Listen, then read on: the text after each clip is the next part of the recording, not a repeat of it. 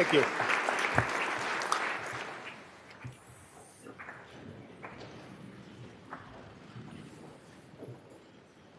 Mr. President, Madam Speaker, members of the General Assembly, and fellow Vermonters.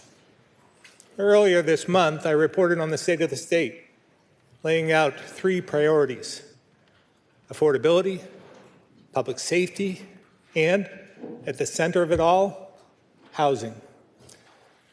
Solutions for these issues are within our reach, especially with the historic infrastructure investments we're committed to. If we address them head-on, we'll restore the working class, refill our schools, and revitalize communities and neighborhoods in every county. But I also understand the realities of a supermajority, which means you don't have to listen or even consider my priorities or objections.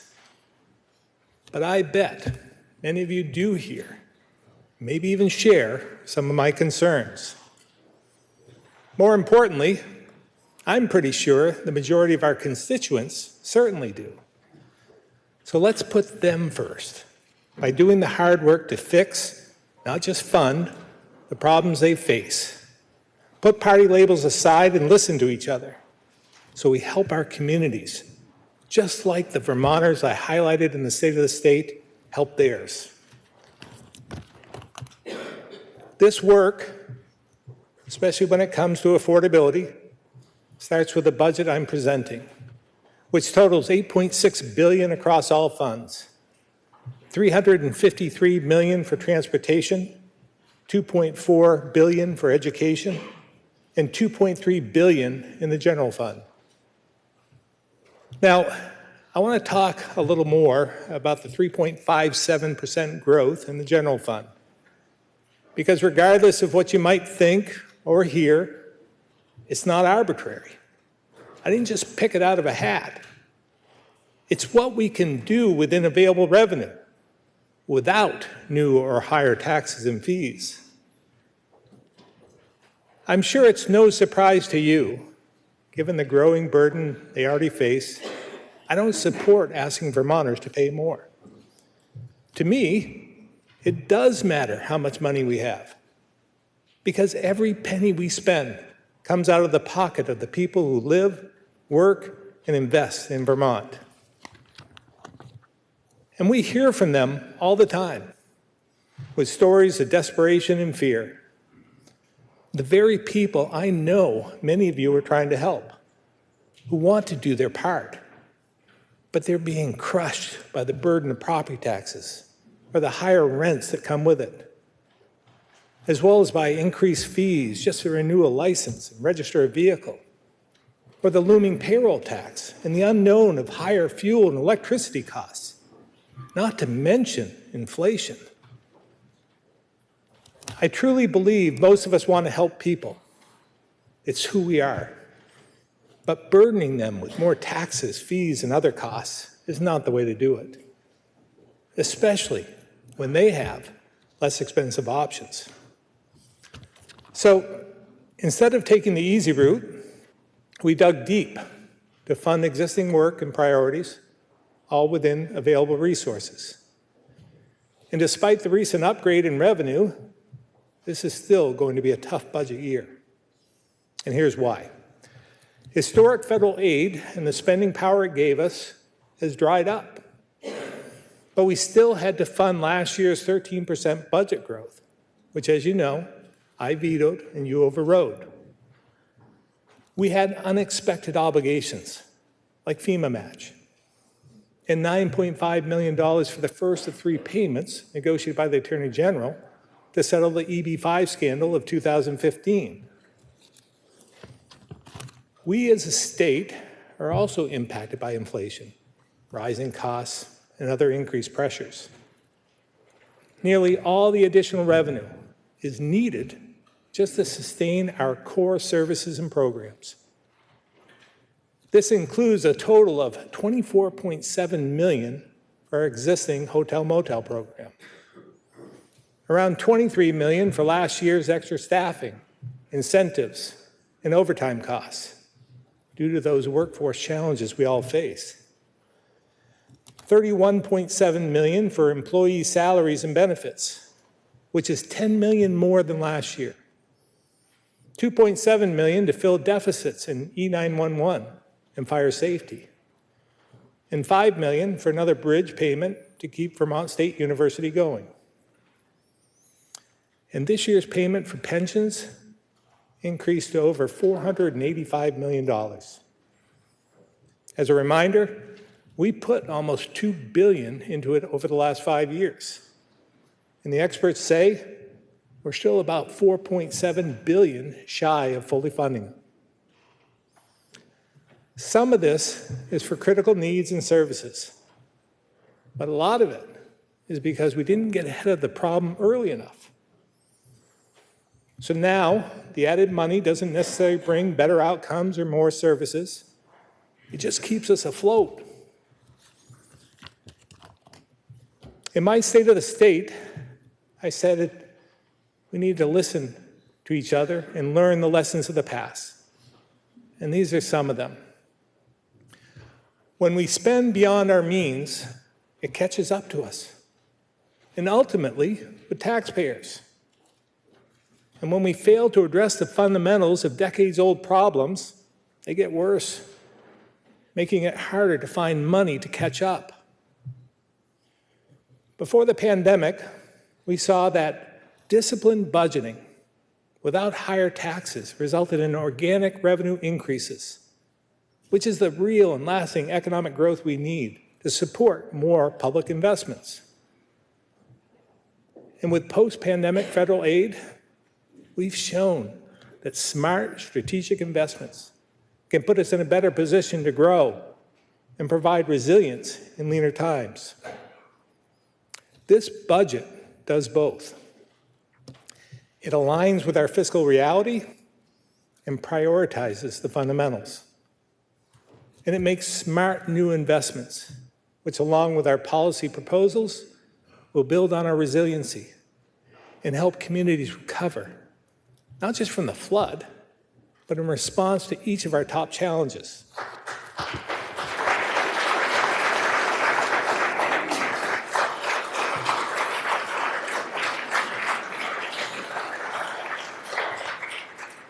We know affordability isn't just about taxes and fees, so let's talk about health care.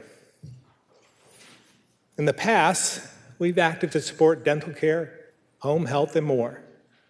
This year, let's stabilize rates for nursing homes and rehabilitation centers with a $4.2 million increase, which secures another $4.7 million from the feds, so we're not reliant on emergency funding year after year. And we'll continue to move away from fee-for-service. The Centers for Medicare and Medicaid Services are advancing a national model on healthcare reform. It's called AHEAD, which builds upon the innovation of states, specifically citing Vermont's all-payer ACO model. Like our approach, it includes Medicare, Medicaid, and commercial insurance, using a global payment instead of paying for each service, increasing investment in primary care, and emphasizing collaboration amongst providers. We know we've had our share of challenges, but we're moving in the right direction, and we can work with the Biden administration to do more. So my budget includes $3.9 million to transition to these new tools, to improve patient outcomes, increase health equity, and slow the growth in costs for Vermonters. While this is important work, job number one for addressing affordability and sustainability is to bring more working families to our state. Remember those three numbers I shared in the State of the State? 14, 28, and 48. 14,000 fewer kids, 28,000 fewer in their prime working age, and 48,000 more over the age of 65. Those numbers make a big difference, whether it's healthcare, education, or overall cost to our systems. Until we address demographics, we'll continue to struggle. So while we fix these fundamentals, we'll need to constantly look for ways to contain costs and improve outcomes.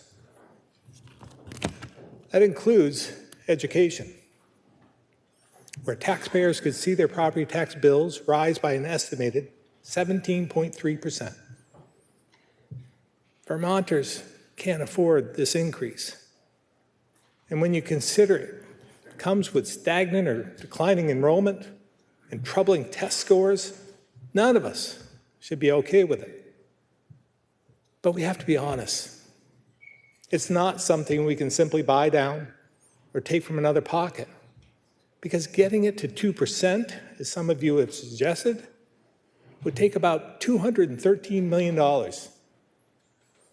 So we need to work with school boards, administrators, parents, and teachers, because the reality is changes need to be made before budgets pass. At a minimum, we need to address the factors that fuel these increases year after year, even if it won't reduce costs this year. I truly believe if we'd acted on any of the proposals I put forward in 2017 or 18 or 19, we'd be better off today. As I said, I'm willing to discuss any of those past ideas, from right-sizing schools and classrooms to better addressing health care and retirement costs, to property tax caps and adjustments or more. And maybe we need to revisit and undo some of the things we've done that added to school pressures, or rethink the funding formula. But I'm not naive. Without a willing partner, I'm sure any proposal I put on the table will be used to drive divisive attacks and headline clicks, and we won't get anything done. To be clear, I'm here, ready to work on these ideas, or any of yours, whenever you are, to contain costs and improve outcomes. So for those who understand the challenges at hand, who recognize this is not a political issue, it's a people issue, and agree the trajectory we're on is not sustainable or good for our kids, let's work together.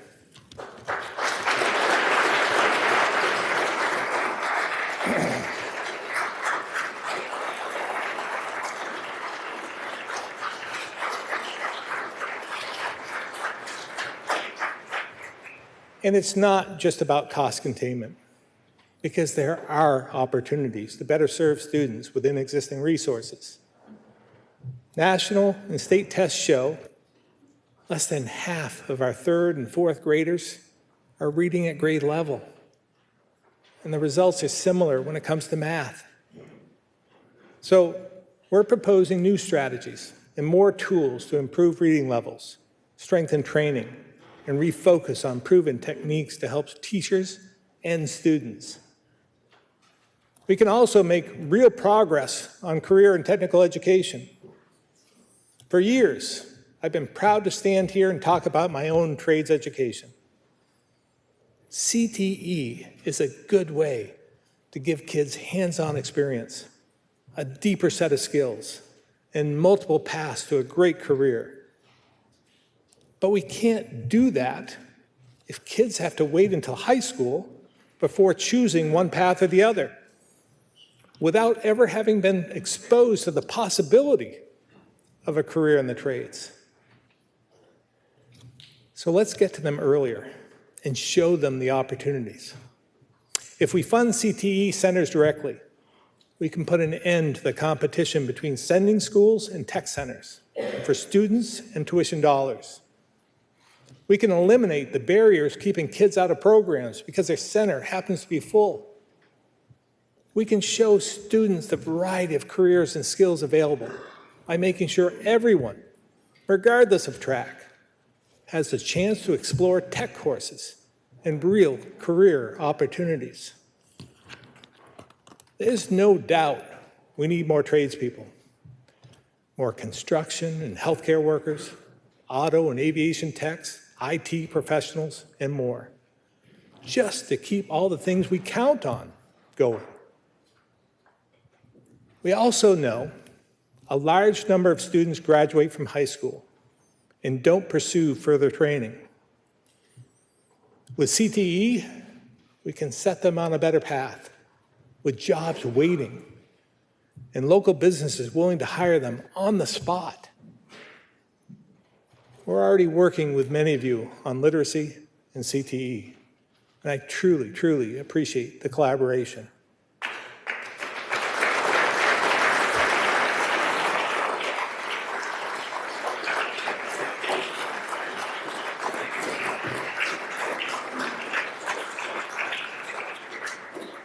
Because I think we'd agree, we owe it to our kids to give them the tools they need to succeed in the future.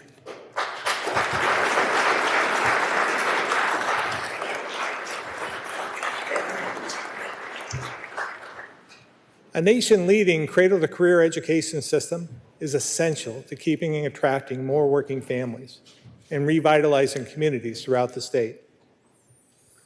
So is making sure we solidify our place as the safest state in the country. Let's start with something you don't hear too often in this building. I may have been wrong. I've supported and signed some of the very legislation I'm asking you to change today. I agree, people deserve second chances, and maybe even third or fourth, especially when it comes to mistakes made as a young adult or when struggling with addiction. But I wish I'd better anticipated the challenge of implementing laws to raise the age of criminal accountability, because we weren't ready. We put the policy idea ahead of the fundamentals, the real work of actually helping our youth. Like many other areas, we moved too far and too fast into a policy experiment, and we didn't plan for or build the system needed to address the extreme cases or have the workforce to support it. We focus so much on our well-intentioned goals, we didn't think through all the possible consequences. Like what adding older, more violent youth to DCF caseloads would do, or how traffickers would exploit young adults to run their deadliest drugs and expand their markets in Vermont.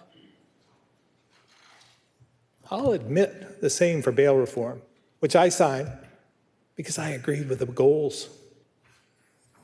But again, there were negative consequences because we limited a valuable tool. And on top of that, conditions of release weren't effective, which makes it harder to prevent people from harming their neighbors and communities over and over and over. For example, in the matter of a year, 2 murders in St. Johnsbury involved multiple people out on conditions of release. One of them had 7 criminal charges pending, but they were all free and involved in these homicides. On at least 4 different occasions, a woman in Franklin County was arrested for narcotic sales and released on conditions.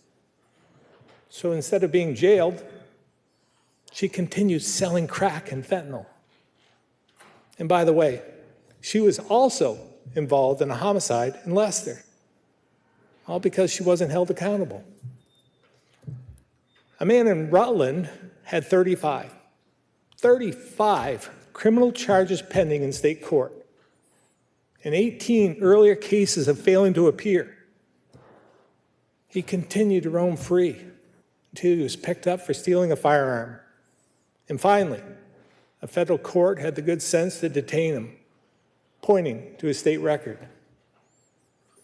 All these policies were well-intentioned, but we must be honest. Some of the changes we've made are harming our communities. You don't have to take it from me. Just talk to some of the police chiefs you see up in the balcony from Bennington, Essex, Rutland, and Springfield. Or Brattleboro Police Chief Norma Hardy, who spoke with my team, noting she believes reforms were well-intentioned, but given what she's seeing on the front lines, asked, at what point do you decide things have to change? Or small business owners in Middlebury, who made clear you can have empathy for the factors that drive people to crime and still want that crime to stop. Or Dr. Levine, who works every day to improve public health and address the tragic loss of life to overdose, but also shares the concerns of law enforcement that our policies and lack of accountability leave us vulnerable to major drug traffickers who see Vermont as, quote, a destination state. We've spent months talking to members of your communities, local police and select boards, judges, state's attorneys, and health professionals to build our reform package. It includes repealing 2018 bail changes and increasing accountability for those who violate conditions of release. I'll ask you to raise the age to make sure we have the systems and tools in place before we take the next step. I'll also ask you to add to the list of violent crimes, which allow prosecution of a juvenile to start in criminal court, and move to a system of universal sealing rather than expunging records, so we give people a second chance, but hold repeat offenders accountable. And we need to continue talking about a secure facility for those who are mentally ill and a danger to the community, and a process to restore competency when possible, building on our previous collaboration. I also propose updates to our drug laws to account for the rise in deadlier and more addictive drug combinations, which are being injected into our communities by dealers and gangs controlled by international cartels. And when a death results from their lethal products, we should hold dealers accountable.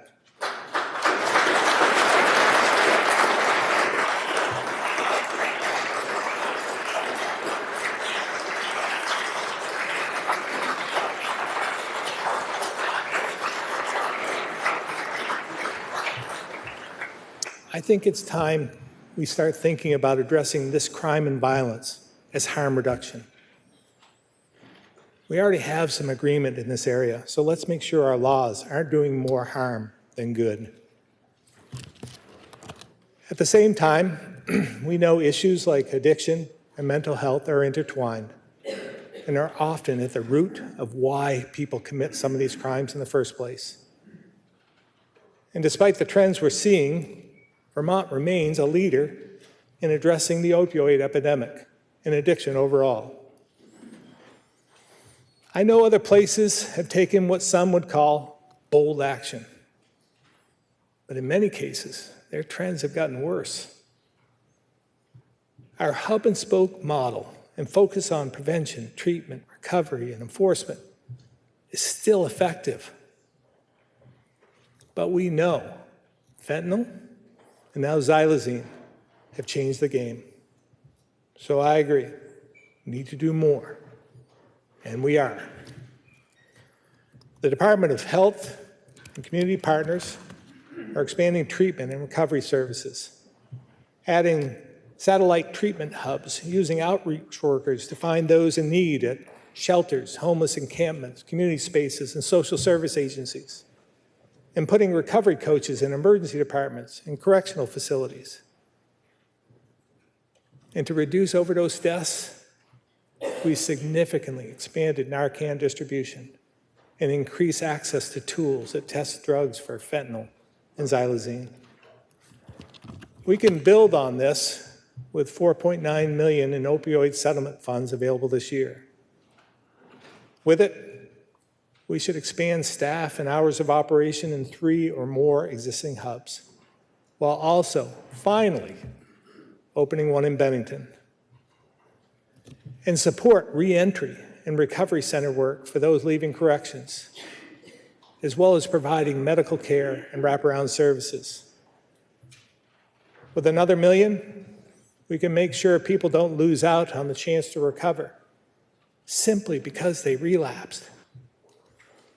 And we can help others in recovery with the housing they need. Prevention is still our best solution to this challenge. So we should dedicate $1.4 million to expand our school-based prevention services.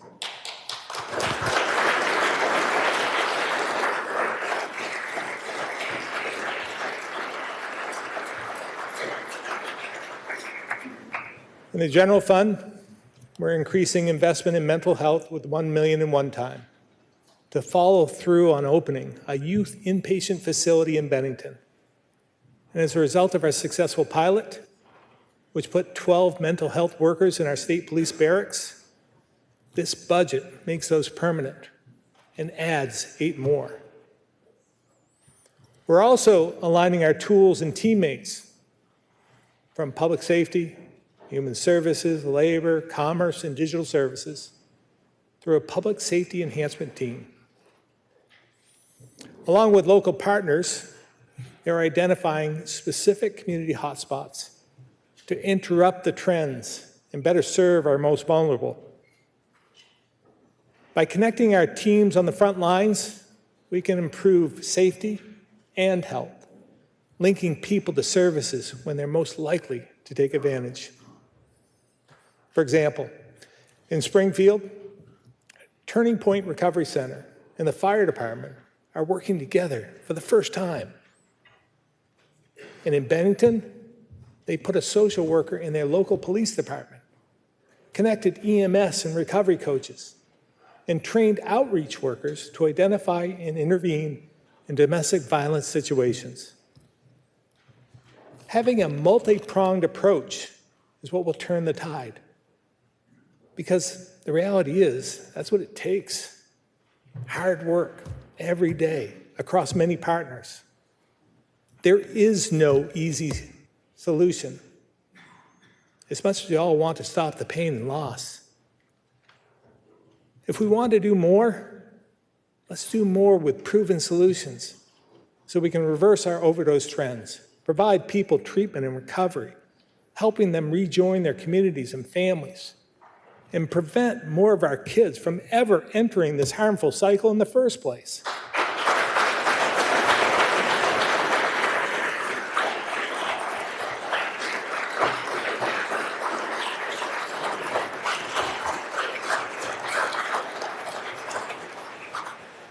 To really get ahead of these issues, and so many others, we need to give more families and young people the security and stability of a good home in a vibrant neighborhood. Most of us agree we need to act on our housing crisis. State and federal data and VHFA analysis show there's a significant gap in every county. And our experience with historic spending and decades of anecdotes and case studies from home builders, including trusted nonprofits, shows it's too expensive, too slow, and too complicated to close this gap. But we have an opportunity to change this with tripartisan bills in both the House and Senate. First, let's spark more investment in our smaller, more disadvantaged areas by supporting the tax proposals in H719. This will turn abandoned or rundown properties back into good homes for low and middle income working families. It will brighten up neighborhoods that need it most and give everyday Vermonters the opportunity to invest in their community. And we should increase the downtown and village center tax credits to $5 million.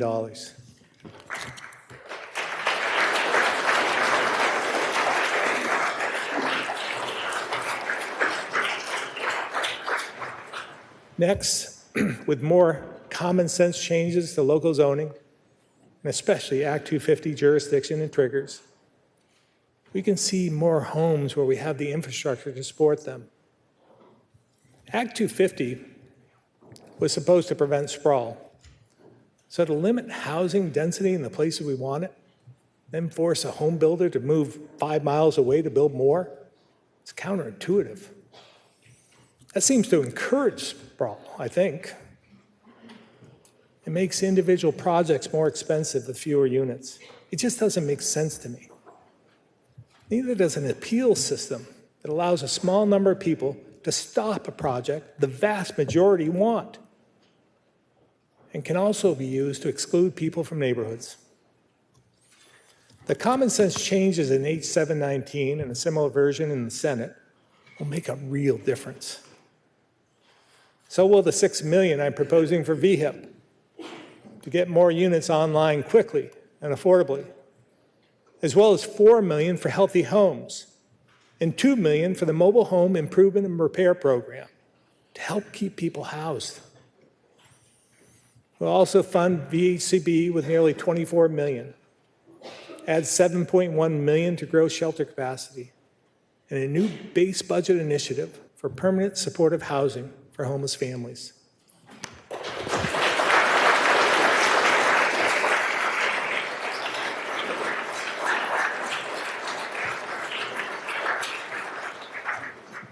Without real change to jumpstart reinvestment, we'll continue to see talented young professionals decline jobs because they can't find a decent, affordable home. Seniors forced to stay in a house that's too large for them to maintain instead of something smaller and more affordable nearby. And then we'll lose the working families who could have called that larger home their own. And our smaller, more rural communities will further erode, with more properties falling into disrepair. You see, our communities and all those looking for or struggling to afford a decent home they don't have the lobbyists. They don't have the money or the time to push back on the campaigns we've already started to see to keep you from taking action. So those everyday Vermonters need us to represent them over the special interests. They need us to withstand the pressure, make the right choices, and have the courage to act, so they too can afford a home and a life here in our beautiful state.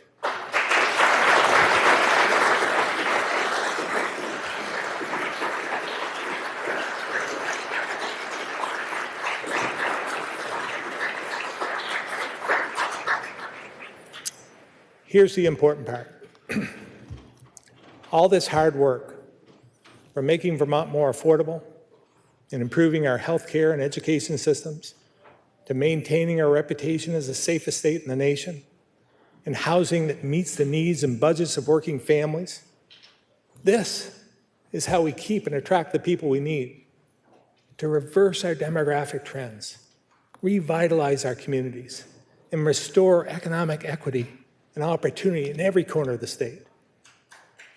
And while I haven't detailed this today, this budget also includes ongoing investment for workforce, as well as economic and community development, which also support these goals. It's these fundamentals that help us do all the things we need to do to have welcoming, strong communities, invest in the social issues we care about, and support the people of our state so they can all lead healthy, safe, and independent lives full of opportunity. By investing to address our core challenges, rather than just spending, we'll get a better return now and into the future. And we're seeing that with ARPA dollars, which continue to pump money into the economy, generating the revenue that's supporting budget growth and more investment in communities. The same is true of the money we dedicated to the state's match for federal IIJA funds, which gets us at least $4 from the feds for every dollar we put in. We've already moved forward with dozens of water improvement projects in places like Castleton, Brighton, Shaftesbury, and Bethel, as well as transportation projects in Linden, Granville, Fairfield, and more. These are communities that don't always get the support they need, but are benefiting now. So let's make sure we follow through with the match money we set aside to fund infrastructure projects that will eliminate sewer overflows and remove lead, as well as bridges in places like Bradford, Elmore, Searsburg, Springfield, Westminster, Worcester, and many, many, many others. These initiatives make Vermonters safer and healthier and support the economic growth we desperately need in so many of our rural communities. Now, I want to make sure you hear what I'm saying.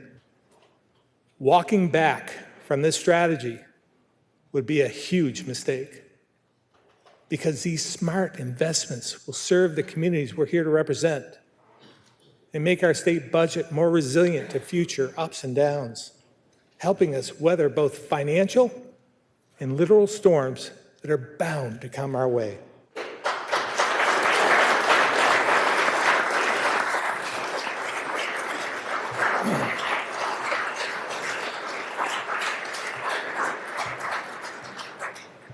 And we'll see the same kind of results as we help communities mitigate the impacts of future floods and build resiliency that benefits the whole state.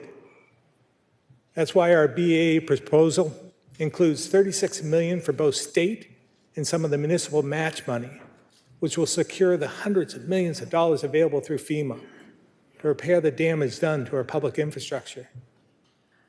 It also transfers back the $20 million we used for BGAP, which helped over 500 businesses, nonprofits, and apartment owners. We helped them make repairs to open their doors, bringing back employees and customers and returning renters to their homes. My budget also includes $12.5 million, getting us half the match needed to secure $75 million in FEMA hazard mitigation funds, which will give us a total of $100 million for this work. This funding will support buyouts and floodplain restoration projects to better protect homes and communities like we did with Melrose Terrace in West Brattleboro and Water Street in Northfield.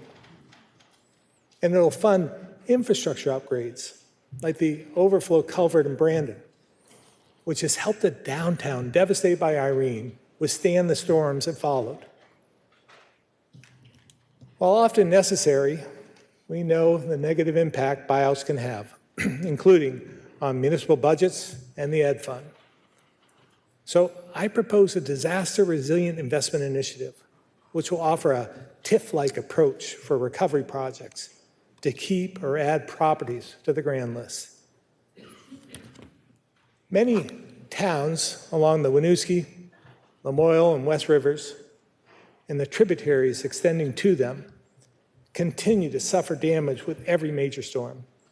So this budget funds a study of the Winooski watershed to build out storage capacity and protect the communities throughout the river basin. And we're working with partners on similar strategies in these other regions.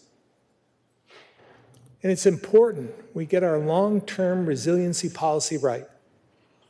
That's why my team is partnering with Treasurer Pichek to look ahead beyond our current work to build a truly comprehensive strategy. We should align it with a climate action plan because these issues go hand in hand. And a strategic, project-by-project approach is the best way to make progress on both. Look no further than our Clean Water Plan. By doing the work to assess total need, we planned projects based on impact and then found existing funding to implement. And we're showing measurable progress toward repairing and protecting our waterways. So let's learn from that and do the hard work. So we're not just spending, but investing. And we don't just make promises, we make real progress.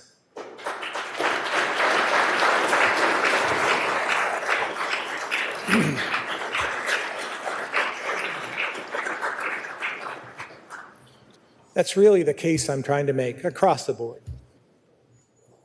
I don't think there will be a lot of disagreement about what's in this budget. The disagreement will lie in what's not in it. But pretending we can fund everything isn't realistic. We have to be honest. Just pushing more and more money at problems and needs hasn't always equaled progress. Not in education, pensions, state colleges, housing, homelessness, and other areas where we've funded but haven't fixed the underlying problem. I believe there is a better way.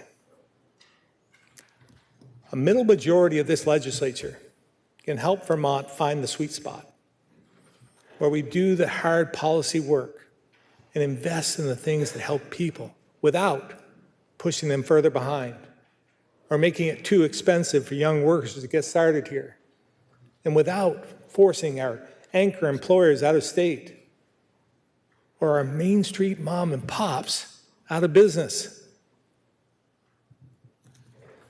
You see, I'm not even asking you to cross the aisle, which I've done over the last 20 years, by the way. I'm just asking you to meet me in the middle and set a new standard that lives up to the example Vermonters show us every day. Because when they see us in action, they wonder why we don't follow their lead.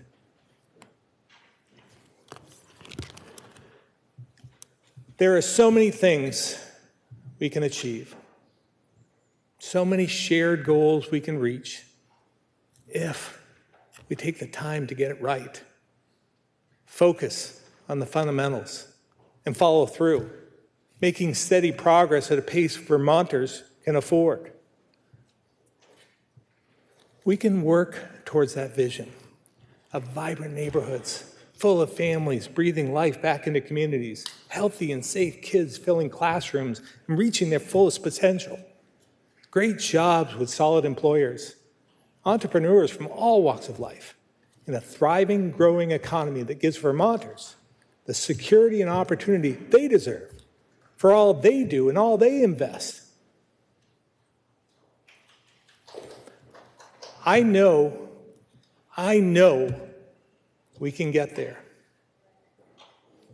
And I've never been more energized to help Vermonters and communities turn catastrophe into opportunity once more. Thank you.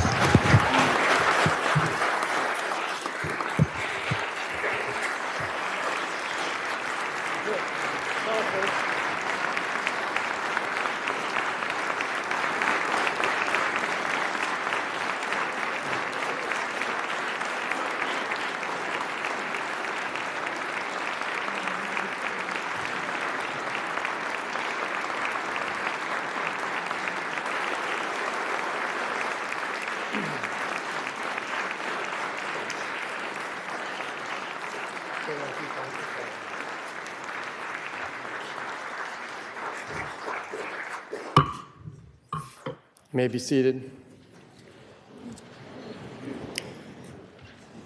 Will the committee please reassemble and escort the governor from the chamber?